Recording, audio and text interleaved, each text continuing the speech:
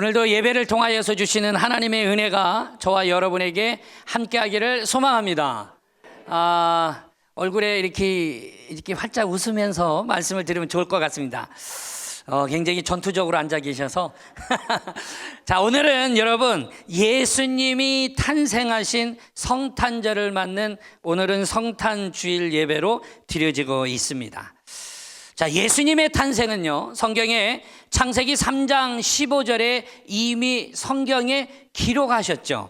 내가 너로 여자와 원수가 되게 하고 네 후손도 여자의 후손과 원수가 되게 하리니 여자의 후손은 네 머리를 상하게 할 것이요 너는 그의 발꿈치를 상하게 할 것이니라 하시고, 아멘. 그리고 주전 7세기경에는 이사야 선지자와 미가 선지자를 통하여서 성경에 말씀하고 기록해 놓으셨습니다. 그 다음에 그 주전 7세기 전에 전했던 이분의 말씀 이후에 바로 7세기가 지난 이후에 예수님이 탄생하실 때는 천사를 통해서 그 소식을 전해줍니다. 그래서 천사가 요셉에게도 마리아에게도 그리고 들에서 양을 치던 목자들에게도 이 탄생의 소식을 들려주었습니다. 그런데 오늘 읽었던 본문에 나오는 동방 박사들은 성경이나 천사가 아니라 하늘에 떠 있는 별을 보고 예수님의 탄생에 대한 소식을 그들은 알게 되어지죠. 그리고 그 예수를 경배하기 위해 그들은 예루살렘에 예수님을 찾아오게 되어지는 내용이 오늘 읽은 본문의 성경의 이야기입니다. 그러면 왜 예수님의 탄생의 소식을 성경이나 그리고 천사를 통해 전해주면 좋을 텐데 왜 방법이 다르다라는 거죠. 동방 박사들에게는 바로 성경이나 그리고 또 천사를 통해 알려준 것이 아니라 하늘에 나타난 별을 보고 그 소식을 알게 되어진 거예요. 그 이유는 간단합니다. 말씀을 분별할 수 있는 유대인들에게는 바로 그들이 보고 있는 율법, 바로 하나님의 말씀인 성경책을 통해서 그들은 알 수 있었고, 또 그들은 그 성경의 말씀을 대언하여 천사들이 알려주는 이야기를 들을 수 있었지만, 하나님을 알지 못하는 사람, 성경이 있지 않은 사람들에게는 이 소식을 알 길이 없는 거지요. 그래서 특별한 방법으로 그들이 예수의 탄생의 소식을 들을 수 있도록 알려준 겁니다. 흔히 말하면 이적을 통하여서, 기적을 통하여서 알려주는 거예요. 그래서 사도 바울은 이런 이유 때문에 고린도전서 14장 22절 하반절에 말합니다. 예언은 믿지 아니하는 자들을 위하지 않고 믿는 자들을 위함이니라 라고 분명히 말씀하고 있죠. 예언이라는 거 바로 믿음을 가진 유대인들을 위한 것이다 라는 거예요. 그렇기 때문에 믿음을 갖지 못한 바로 이방인들에게는 바로 이러한 같은 기적을 통해서 하나님의 뜻을 보여준 것이라는 거죠. 이것은 예수님이 공생의 기간을 지내는 동안에도 우리들에게 그대로 나타내 보여주셨어요. 제자들이라든지 자신을 따르는 자들에게는 자기가 메시아이심을 말씀을 통하여 가르쳐 주었지만, 그렇지 않은 자들에게는 예수님이 수많은 기사와 이적을 통해서 예수님이 메시아이심을 증거했어요. 흔히 예수님이 그 호수에 갈릴리 바다 위를 걸으려고 하실 때에 그 바닷물이, 그 호수물이 어떻게 했습니까? 예수님을 받쳐주었다라는 거예요. 즉 인간이 할 수 없는 놀라운 기적을 보여줌으로 이분이 메시아라는 것을 그들에게 알려주었다라는 거죠. 예수님이 돌아가실 때는 땅도 충격을 받아서 지진이 일어났고, 또 예수님이 돌아가셨을 때 태양도 그 빛을 잃었다라고 되어져 있죠. 그것만이 있습니까? 바위가 깨졌다라고 기록을 하고 있어요. 그렇다면 문제는 바로 이겁니다. 예수님이 말씀과 이적을 통해서 메시아임을 나타내셨음에도 불구하고 완고했던 유대인들은 예수님을 믿지 못했습니다. 이게 오늘 우리들이 갖고 있는 문제라는 거죠. 저와 여러분이 바로 이 기록된 말씀으로, 그리고 설교를 통하여, 또는 주님이 기사와 이적을 통하여 오늘날도 그 예수가 누구인지를 분명하게 알려주고 있습니다. 그러면 우리의 중심에서의 고백이 저와 여러분에게는 나와야 되는데, 무슨 고백이 나와야 되겠습니까? 예수님은 메시아다, 예수님은 나의 주님이시다라는 고백이 저와 여러분에게 있기를 소망합니다. 할렐루야! 여러분과 저는 분명히 여기 나와 있는 유대인과 같이 완고한 자가 되어져서 하나님의 말씀을 듣고도 하나님이 여러 많은 방법을 통하여 알려주었음에도 불구하고 예수님이 메시아인지를 모르고 살아간다든지, 내 입으로 주님이 나의 주인이심에 대해서 고백하지 못하는 삶이 되어지면 안 된다라는 거죠. 여러분, 어떤 미국 사람이 파리에 있는 어느 골동품 가게에서 오래되고 낡은 빛바란 진주 목걸이를 마음에 들어서 좀 비싼 듯하지만 샀습니다. 500불을 주고 샀어요. 그리고 그가 미국으로 돌아와서 한동안 지내다가 집에 현금이 좀 필요해서 빛바랬던 이 진주 목걸이를 보석상에 내다 팔아야 되겠다 싶어서 가지고 가서 보여주었죠. 그랬더니 보석상 주인이 한참 보더니 그가 말합니다. 제가 2만 불에 사겠다라는 거죠. 나 500불에 샀는데 2만 불에 사겠다고? 그래서 안 팔았어요. 그리고 집으로 가지고 온 거죠. 궁금했던 거예요.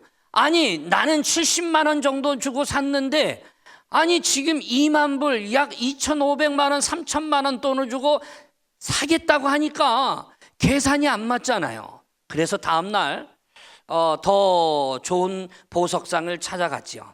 그리고 물었습니다. 그리고 그는 한창 감정을 한 후에 말합니다. 저 5만 불에 사겠다라는 거죠. 놀라지 않을 수 없었어요. 그리고 그는 솔직하게 물었어요. 이게 왜 이렇게 비쌉니까? 나는 그렇게 사지 않았는데, 자기는 아무리 봐도 왜 비싼지를 모르는 거예요. 왜 비싸냐 이거예요. 그랬더니 그 주인이 이야기하는 겁니다. 돋보기를 가지고 진주 목걸이에 갖다 대고 그 진주 목걸이에 깨알 만한 글씨들이 쓰여 있는 걸 보여주는 거죠. 그리고 그것을 보았는데 사랑하는 조세핀에게 황제 나폴레옹으로부터, 그리고 그 오른편에 그 황제 나폴레옹의 친필 사인이 깨알만하게 기록으로 되어져 있는 거죠. 그러면서 가게 주인은 말했습니다. 이 진주 목걸이의 이 진주 값은 그리 비싸지 않습니다. 그런데 이 안에 쓰여져 있는 글씨와 그리고 이 친필 사인 때문에 이것이 그렇게 값이 나간다라는 거죠. 보석의 값보다도 거기에 적힌 글값이 훨씬 더 비쌌던 것입니다. 여러분, 아무리 진주 목걸이에 황제 나폴레옹의 사인이 여러 개가 있을지라도 그것을 알아보지 못하는 보석상에서는 그것은 고작 500불짜리밖에 되지 않는 거예요.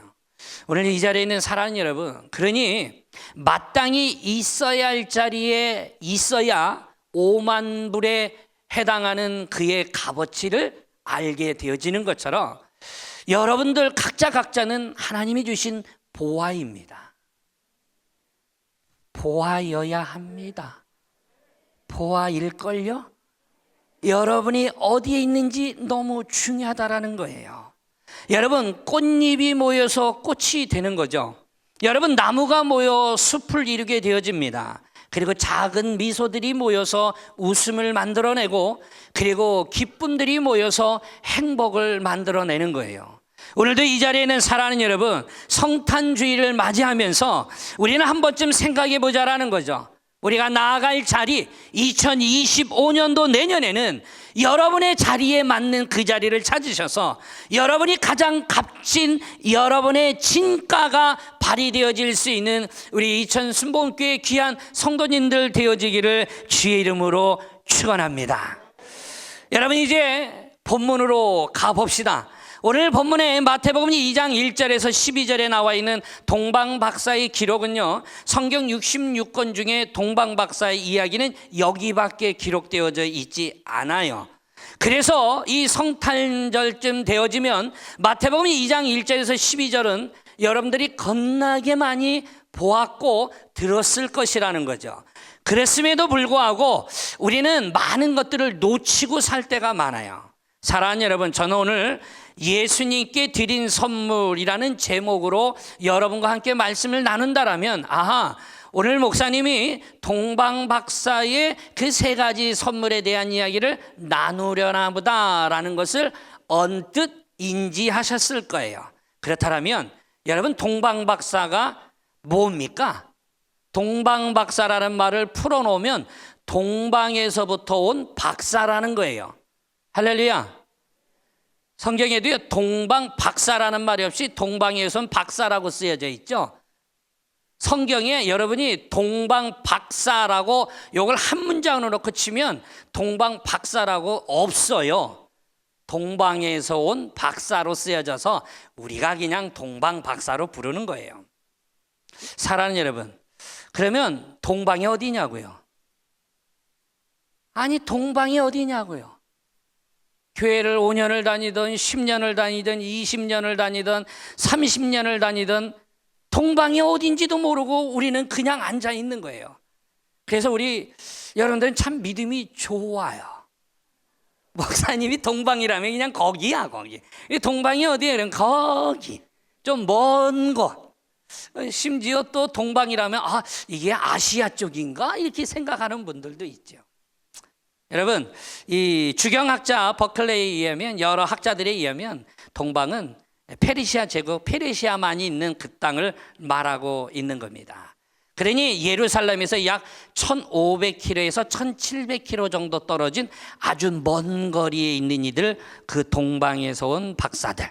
그러면 이 동방에 온 박사들은 어떤 것을 연구했던 사람이냐면 철학이나 의학이나 자연과학의 전문가였던 박사들이었던 거예요. 자, 그러면 생각해 봅시다.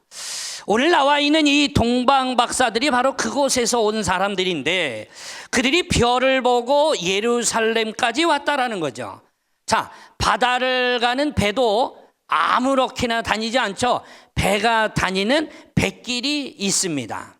그리고 하늘을 날아다니는 비행기도 관제탑에 분명히 통제를 받아 비행기가 날아가야 될 항로가 정해져 있죠. 내 멋대로 날아다니지 않습니다. 마찬가지로 하늘에 떠 있는 별도 봄, 여름, 가을, 겨울에 따라 각 자기의 별자리가 매번 위치가 바뀌고 그리고 계절에 따라 나타났다 없어지는 별들이 있지요. 이것이 우주의 질서이고 이 질서대로 온 만물이 움직이고 있다라는 자연 법칙을 우리는 알지요. 이 박사들은 이거를 연구한 사람들인 거예요. 근데 어느 날 갑자기 보이지 않던 별이 번쩍하고 떴어요. 그리고 빛나기 시작을 했습니다. 그들은 생각하겠죠. 왜요? 질서에 위배된 상황이 나타났을 땐 어떠한 절대적인 신이, 절대자가 자기의 질서를 깨트리고 저렇게 뭔가 보여주고 알려줄 때는 특별한 이유가 있다라는 거죠.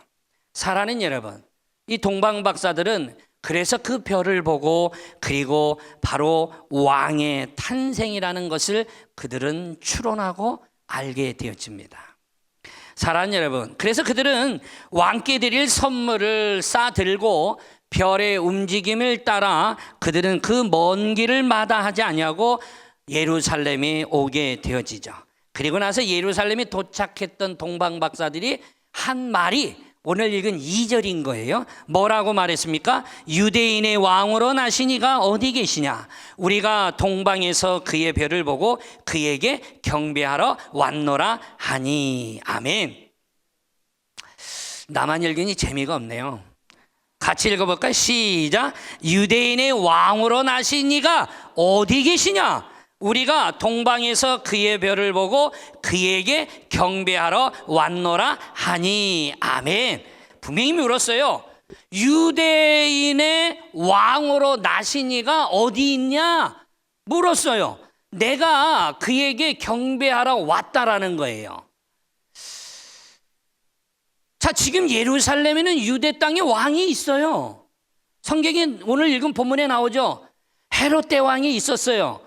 유대 땅에 헤롯 대왕의 버젓이 살아있는데, 아니 지금 아이로 태어난 아이가 이 유대 땅의 왕이라고? 여러분, 사람들에게는, 지금 예루살렘에 있는 유대인들에게는 충격적인 발언인 거예요. 왜요? 그들은 로마 제국의 속국으로 살아왔어요. 그런데 그들은 자기 나라 없이 오랜 세월, 거의 500년이 넘는 긴 세월 동안 그들은 계속 식민지 생활을 해왔죠. 아수르 제국으로 인해서 식민지 백성으로 살아왔어요. 바벨론 제국에 의해서 식민지 생활을 살아왔어요. 그리고 페르시아 제국에 의해서 식민지 생활을 하다가, 그리고 로마 제국의 식민지 생활로 계속 살아왔던 유대인들이에요. 그러니 새로운 왕이 나타났다고? 그 왕이 우리를 이곳에서부터 자유롭게 할 바로 우리의 진짜 왕이라고 그들은 기대하고 그들은 술렁일 수밖에 없는 거죠. 여러분, 그러니 예루살렘에 와서 동방박사가 유대인의 왕이 어디 있느냐라고 물으니 이 말이요 급속도로 번지기 시작한 거예요. 발 없는 말이 천리를 간다는 말이 있죠. 그러니 헤롯 대왕 귀에 들어갈 수밖에 없는 겁니다. 자, 헤롯 대왕을 한번 얘기해 봅시다. 여러분, 이 헤롯 대왕 현직 왕이에요. 헤롯 대왕이. 여러분, 이 헤롯 대왕은 반은 유대인의 피가 섞여 있고 반은 에돔의 피가 섞여져 있는 사람이에요. 그리고 그는 정치가의 야망을 가지고 살아왔던 사람입니다. 그리고 재산이 많았던 사람이에요. 이 팔레스틴의 전쟁에서 대승을 거두면서 그는 거기에 공적이 커서 주전 47년도에 총독으로 임명을 받고요. 7년이 지난 다음에 40년이 됐을 때, 주전 40년이 됐을 때 그가 유대인의 왕이 되어집니다. 유대 땅에. 대단한 사람이죠. 여러분, 그렇게 그가 갖고 싶었던 것을 쟁취했던 이 헤롯 대왕. 그러니 유대인들의 민심을 잃어버리면 쫓겨날 거 아니에요. 떠밀릴 거 아니에요. 그래서 헤롯 대왕이 했던 게, 여러분이 잘 알고 있는 헤롯 성전을 리모델링 해주고 재건축해 준 거예요. 자기 돈 들여서 유대인들로부터 환심을 받기 위해서죠. 여러분, 그리고 그는 얼마만큼 자기 자리를 지키기 위해서 노력했냐면, 국가가 어려울 때 자기 유대 땅에 있는 사람들의 세금을 경감시켜 줬어요. 본분 왕으로서 자기 가진 권한으로 세금을 깎아줬던 사람이에요. 또 기근이 찾아와서 백성들이 힘들어하고 어려울 때 자기 집에 있는 이 금대접을 다 내다 놔서 녹여가지고 그거를 구제비로 쓰게 했어요. 자기 집에 있는 금접시를 다 끄집어내다가. 어떤 사람이에요? 자기 자리를 지키려는 대단한 사람이죠. 근데 이에게 약점이 하나 있었어요. 의심증이에요. 따라서 해봅시다. 의심증. 왕의 자리를 탐하는 그 어떤 사람도 살려두지 않았어요. 다 척살해버렸어요. 자기 부인을 죽였어요. 자기 장모를 죽였어요. 자기의 장남을 죽였어요. 배가 다른 두 아들까지 죽였어요. 이러니 여러분, 눈이 돌아간 사람 아니에요? 왕의 자리를 뺏기지 않고 싶은 마음이 얼마나 컸는지 알 수 있죠. 여러분, 그런데 이 헤롯 대왕에게 동방박사의 말은 가당치 않은 거예요. 내가 왕인데 누가 왕이 된다라는 거야? 발본색원해서 죽여야 되지 않겠어요? 아니, 자기 부인도 죽이고 장모님도 죽이고 자기 장남도 죽이고 두 아들을 죽인 사람인데 이거 잡아 죽이는 거 어렵지 않죠? 그러니 헤롯 왕은 잡기 위해서 어떻게 합니까? 오늘 읽은 본문에 메시아 탄생에 대해서 알만한 전문가들을 소집을 했죠. 그것이 오늘 대제사장이 나오고 서기관의 얘기가 등장한 거예요. 대제사장이 누굽니까? 종교의 귀족 층에 해당되는 종교의 우두머리 역할을 했죠. 그리고 서기관이 어떤 역할을 했습니까? 성경 연구가라고 하시면 돼요. 율법과 성경에 대해 전문가란 말이에요. 이들을 부른 거예요. 왜? 이 아기 예수가 어디서 태어났냐 이거예요. 물었지요. 그랬더니 놀랍지 않습니까? 오늘 읽은 본문에 등장합니다. 그가 이 전문가답게 그들이 말하죠. 미가서 5장 2절에 예언되어 있는 말씀을 말하면서 오늘 본문 6절에 말한 거죠. 미가서 5장 2절이에요. 베들레헴 에브라다야, 너는 유다 족속 중에 작을지라도 이스라엘을 다스릴 자가 내게로 나올 것이라. 그의 근본은 상고의 영원에 있느니라. 그리고 오늘 본문 6절로 그들이 말한 겁니다. 뭐라고 말했어요? 유대 땅 베들레헴아, 너는 유대 고을 중에서 가장 작지 아니하도다. 내게서 한 다스리는 자가 나와서 내 백성 이스라엘의 목자가 되리라 하였음이니이다. 아멘. 여러분, 여기서 우리가 신앙생활할 때 오늘 작은 진리 하나를 가르쳐주고 있는 거예요. 안다라는 알과 살아가는 삶에 대해서는 다른 거예요. 안다라고 그대로 다 살아가냐 이거예요. 우리들의 신앙생활에 오늘 대제사장과 서기관과 헤롯 대왕을 보세요. 들었어요. 헤롯 대왕도 베들레헴에 예수가 태어난다고, 그 유대 왕이 태어난다고. 그리고 대제사장과 서기관은 이미 성경에 예언된 내용을 알았어요. 근데 그들은 예루살렘에서 베들레헴까지 10km밖에 떨어져 있지 않아요. 버스를 타도요 한 20분이면 가요. 25분에서 가깝잖아요. 그런데 그들은 움직이지 않았어요. 아기 예수가 태어난 곳이 베들레헴이라는 걸 알면서도 그들은 경배하러 가지 않았어요. 오히려 1500에서 1700km 멀리 떨어져 있는 동방박사들이 오히려 그들이 경배하러 예수의 나신 그 땅을 찾아가죠. 사랑하는 여러분, 여러분들은 올해 어떻게 사셨습니까? 성경의 말씀을 많이 아셨습니까? 그리고 여러분 그렇게 사셨나요? 저와 여러분은 올해 마무리 해갈 즈음에 우리 스스로 반문해 봐야 되지 않을까요? 오늘 헤롯은요 베들레헴에서 분명히 아기 예수가 태어날 걸 들었죠. 그래 놓고도 그는 동방박사를 찾았죠. 그리고 오늘 본문에 보니까 동방박사에게 뭐라고 얘기했어요? 8절에 보면 베들레헴으로 보내며 이르되 가서 아기에 대하여 자세히 알아보고 찾거든 내게 고하여 나도 가서 그에게 경배하게 하라라는 말을 이야기하죠. 이게 무슨 속셈이 있어서 그런 말을 했을까요? 의심증이 많았잖아요. 잡아 다 죽였던 사람이에요. 이미 전문가들로부터 성경학자들로부터 베들레헴에 아기 예수 태어난 걸 알았지요. 머리를 굴린 거예요. 아하, 별을 보고 움직인 동방박사가 언제 별을 봤을까? 그리고 베들레헴이라고 하는데 베들레헴이 분명히 태어나는지에 대해서 확인이 필요하죠. 그리고 베들레헴까지 가고 그리고 찾고 그리고 자기한테 돌아오는 시간을 산출해 볼 수가 있죠. 대략 그 당시에 교통기관이나 여러 가지를 상황 정황을 보면 헤롯 대왕은 그래서 아기 예수를 죽이려고 맘먹은 거죠. 그러다 보니 시간을 계산했어야 됐어요. 그러다 보니 1년을 해놓으면 혹 기한이 넘어서 살 수 있으니까 대충 따져보니까 2살짜리 밑으로 죽여야만 예수를 죽일 수 있었던 거예요. 사랑하는 여러분, 오늘 8절에 나와 있는 이 말은 엄청 무서운 말이죠. 헤롯 대왕의 마음이 예수께 찾아가 경배하기 위함이에요? 아니에요? 구라죠? 100% 구라예요. 경배할 마음이 없는 거예요. 죽이고 싶은 거죠.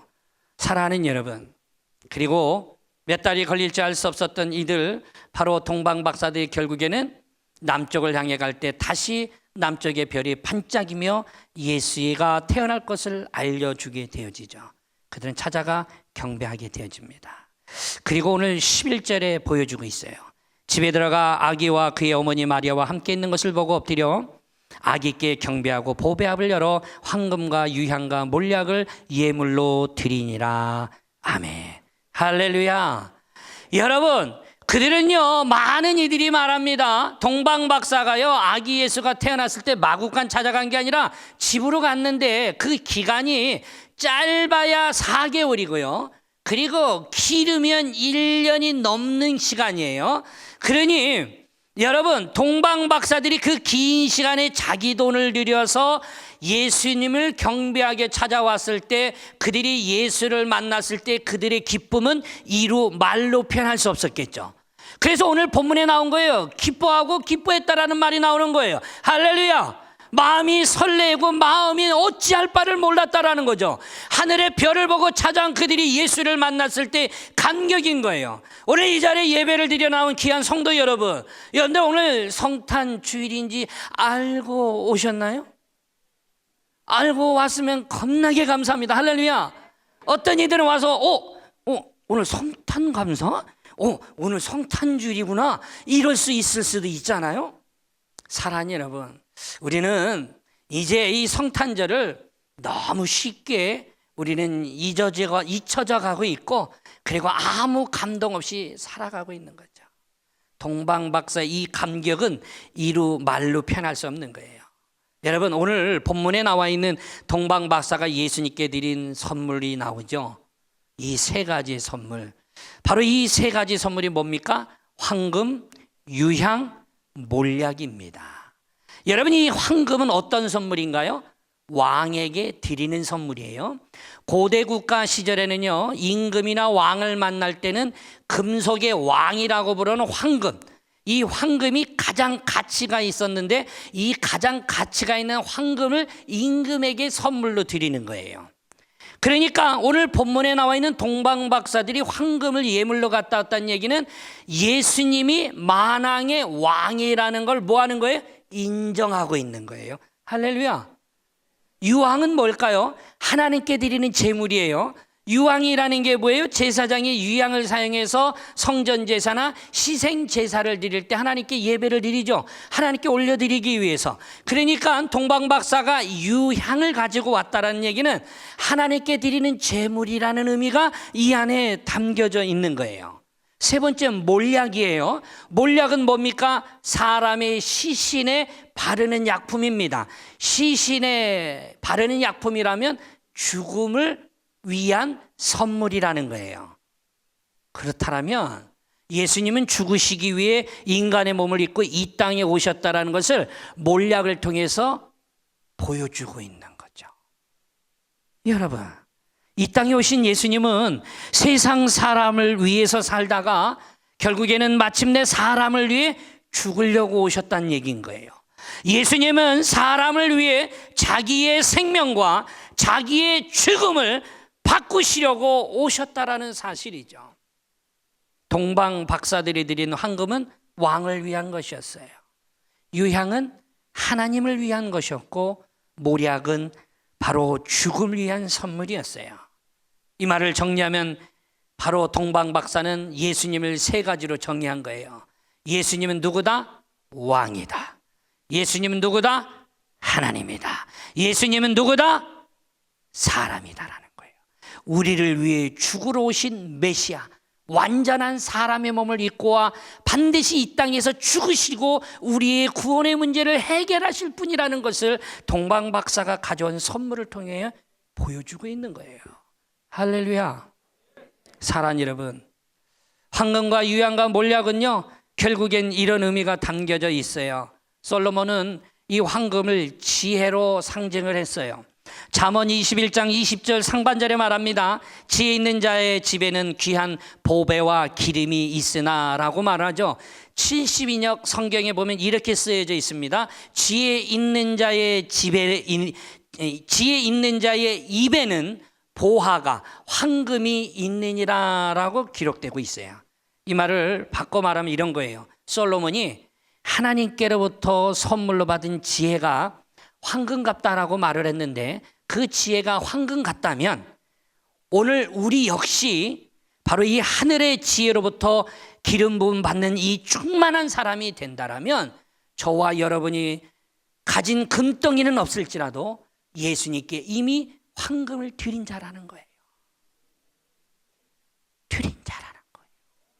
우리가 하나님 은혜 안에 뜨거워야 될 이유가 여기 있는 거예요.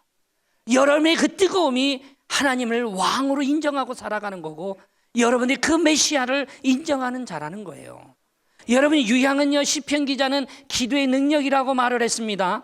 시편 141편 2절에 말합니다. 나의 기도가 주의 앞에 분향한 것 같이 되며 나의 손드는 것이 저녁 제사같이 되게 하소서. 우리가 만약 마음의 소원을 담고 저와 여러분이 간절히 기도하는 사람이 된다라면 이것이 바로 유향을 선물로 드리는 동방박사가 되는 거라는 거예요. 할렐루야. 그러니 여러분과 제가 기도하는 자리를 놓치면 될까요? 안 된다라는 거예요. 저와 여러분이 주님 앞에 드리는 그 기도, 간절한 기도가 유향을 드리는 선물과 같다라는 거죠. 여러분, 몰약이 무엇이라고요?